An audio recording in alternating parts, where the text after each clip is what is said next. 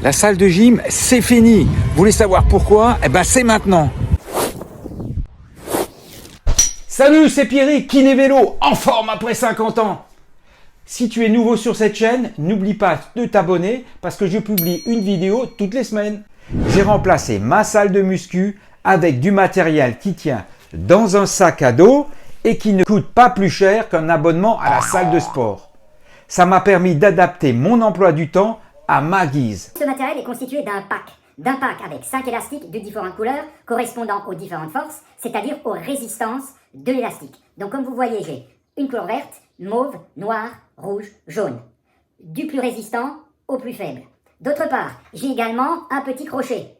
Un crochet de porte que je peux installer sur la porte, soit en hauteur, soit latéralement, de telle manière à reproduire les mouvements de poulie qu'on retrouve également à la salle, et surtout pouvoir travailler dans différents angles. Et surtout, comme l'avantage des élastiques, c'est d'être léger, pratique, et surtout transportable dans un petit sac.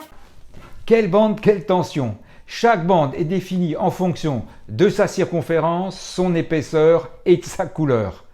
La circonférence est la même pour toutes les bandes. L'épaisseur est variable en fonction de la résistance. Le jaune est moins épais que le violet. Donc le violet développe plus de force que le jaune. Ensuite la couleur. La couleur détermine la force et cette force est indiquée sur l'élastique en pounds. Les chiffres qui sont indiqués, il faut les diviser par 2. Si j'arrondis, la noire c'est entre 10 kg et 30 kg. La verte entre 20 kg et 60 kg. Comment augmenter la résistance de l'élastique? Eh bien en le raccourcissant. Donc soit je fais 2 nœuds et dans ce cas-là j'augmente la résistance, ça c'est pour le membre supérieur, ou alors pour les membres inférieurs pour les jambes.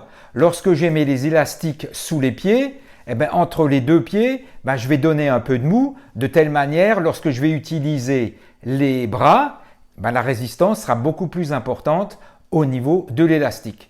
La deuxième possibilité, c'est d'attacher les élastiques entre eux. Si par exemple j'attache le vert qui est à 60 kg et le noir qui est à 30 kg, j'aurai une résistance totale de 90 kg.